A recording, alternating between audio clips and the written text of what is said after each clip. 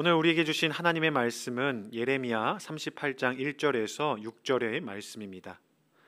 mattan의 아들 스바랴와 바술의 아들 그다랴와 셀레마의 아들 유갈과 말기야의 아들 바술이 예레미야가 모든 백성에게 이르는 말을 들은즉 이르기를 여호와께서 이와 같이 말씀하시되 이 성에 머무는 자는 칼과 기근과 전염병에 죽으리라. 그러나 갈대아인에게 항복하는 자는 살리니 그는 노량물을 얻음같이 자기의 목숨을 건지리라. 여호와께서 이와 같이 말씀하시니라. 이 성이 반드시 바벨론의 왕의 군대의 손에 넘어가리니 그가 차지하리라 하셨다 하는지라. 이에 그 고관들이 왕께 아뢰되 이 사람이 백성의 평안을 구하지 아니하고 재난을 구하오니 청하건대 이 사람을 죽이소서. 그가 이같이 말하여 이 성의 남은 군사의 손과 모든 백성의 손을 악하게 하나이다. 시드기야 왕이 이르되 보라 그가 너희 손 안에 있느니라. 왕은 조금도 너희를 거스를 수 없느니라 하는지라.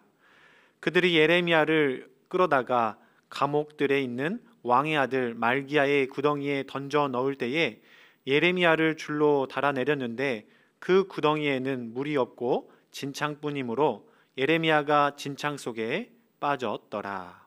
아멘. 오늘 말씀으로 우리는 두 가지 시선으로 하나님의 말씀을 묵상할 수 있습니다. 첫 번째로 예레미야를 진창에 빠뜨린 고관들의 시선을 통해 우리가 놓치지 말아야 할 것이 무엇인지를 깨닫게 됩니다. 고관들이 왜 하나님의 말씀을 전하는 예레미야를 구덩이에 빠뜨렸습니까? 그 이유는 그들이 하나님을 바라보지 아니하고 환경을 바라보았기 때문입니다. 고관들은 바벨론에 항복하여 목숨을 부지하라는 이 예레미야의 외침을 하나님의 음성으로 여기지 않았습니다. 오히려 예레미야의 외침을 전쟁을 앞둔 군사들과 백성들의 사기를 떨어뜨리는 망언으로 받아들였지요. 자신들 앞에 놓인 위급한 상황에 매몰되어서 하나님의 말씀을 분별하지 못한 것입니다. 금방 생각하면 우리는 고관들이 참 어리석다 말할 수 있을 것입니다. 왜 하나님의 음성에 귀 기울이지 못하나? 문제보다 크고 상황보다 크신 하나님을 의지하지 못하는 것인가? 이렇게 생각할 수 있습니다. 그러나 바둑과 장기를 둬보면 알지요. 훈수를 둘 때는 그렇게 잘 보이던 수가 막상 내가 직접 둘 때는 하나도 보이지 않을 때가 있더라는 겁니다. 오늘 예레미야를 구덩이에 던져넣은 고관들에게서 우리는 그 모습을 보게 됩니다. 어려운 상황에 있는 사람들에게 하나님을 의지하라고, 그것이 옳다라고 우리는 쉽게 이야기할 수 있지만 정작 나의 어려운 형편과 상황 앞에선 올곧은 하나님의 말씀을 우리가 의지하기보다는 세상의 힘을, 세상의 능력을 찾고 구하는 우리의 모습을 보게 된다라는 거지요. 분명 나는 하나님의 자녀이지만 정말로 결정적인 순간엔 하나님의 방법이 아닌 세상의 방법을 구할 때가 있다는 것입니다. 왜 그럴까요? 내가 처한 어려움에 매몰되어서 환경보다 더 크시고 문제보다 더 크신 하나님을 바라보지 못하기 때문입니다. 베드로가 거센 풍랑 속에서 바다에 빠지지 않고 물 위를 걸을 수 있었던 이유, 바로 예수님을 바라보았기 때문이지요. 환경이 아니라, 문제가 아니라 예수님을 바라볼 때에 바다 위를 걸을 수 있는 것입니다. 세상의 풍파에 매몰되지 않고 문제에 두려워 벌벌 떨지 않을 수 있는 방법은 오직 이렇듯 하나님의 음성에 귀를 기울이는 것입니다. 하나님은 세상을 창조하셨습니다. 그리고 하나님은 여전히 세상의 주관자이시고 우리의 생사복을 주장하십니다. 그래서 오늘 말씀 예레미야를 구덩이에 넣은 고관들의 어리석음이 우리의 어리석음이 되지 않았으면 좋겠습니다. 환경보다 더 크신 하나님, 문제보다 더 크신 하나님을 바라보므로 우리의 삶 전체를 하나님께 내어 맡기는 삶, 그런 삶을 살아가는 여러분 되시기를 축복합니다. 오늘 본문으로 우리가 묵상해야 할 또 하나의 시선은 바로 예레미야의 믿음입니다. 예레미야의 믿음. 하나님의 명령을 받게 된 이후 예레미야는 담대히 하나님의 말씀을 사람들에게 전하였습니다. 그리고 그가 전한 하나님의 말씀은 사람들이 듣기 싫어하는 하나님의 진노와 회개에 대한 메시지였습니다. 당연히 이 일로 인해서 예레미야는 사람들에게 모욕을 당하고 옥에 갇혔습니다. 오늘 본문으로 구덩이에 빠지기도 했지요.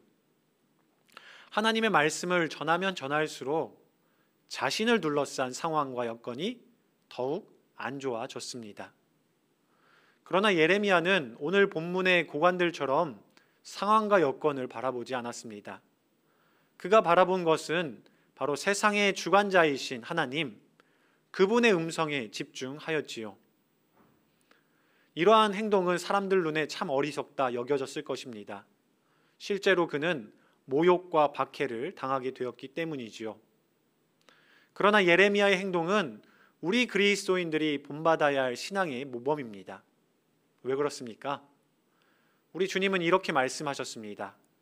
의를 위하여 박해를 받는 자는 복이 있나니 천국이 그들의 것임이라. 나로 말미암아 너희를 욕하고 박해하고 거짓으로 너희를 거슬러 모든 악한 말을 할 때에는 너희에게 복이 있나니 기뻐하고 즐거워하라.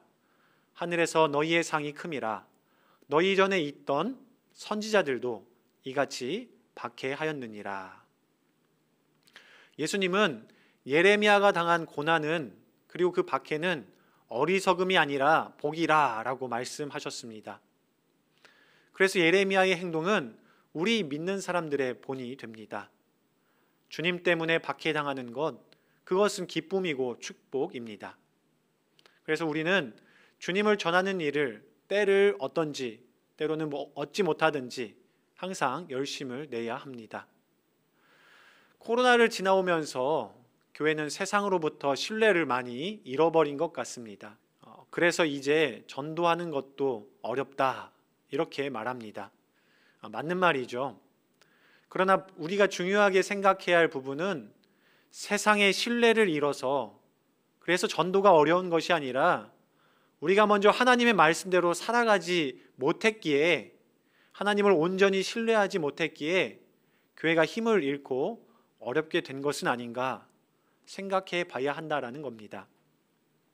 사랑하는 성도 여러분, 우리도 예레미야와 같이 담대히 하나님만 의지하며 살아가기를 원합니다.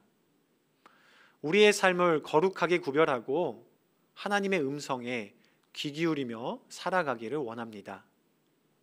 또한 예레미야가 그러했듯이 환경보다, 상황보다 우리는 하나님의 말씀에 더욱 집중해야 합니다.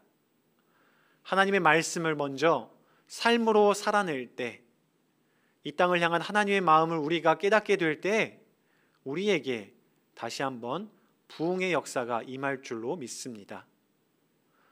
삶 속에서 다가오는 어려움들, 시련들에 매몰되어서 먼저 걱정하고 먼저 두려워하지 않기를 바랍니다. 오히려 문제보다 더 크신 하나님, 환경보다 더 크신 하나님을 의지하고 하나님의 말씀을 붙잡는 여러분 되기를 주님의 이름으로 축원합니다.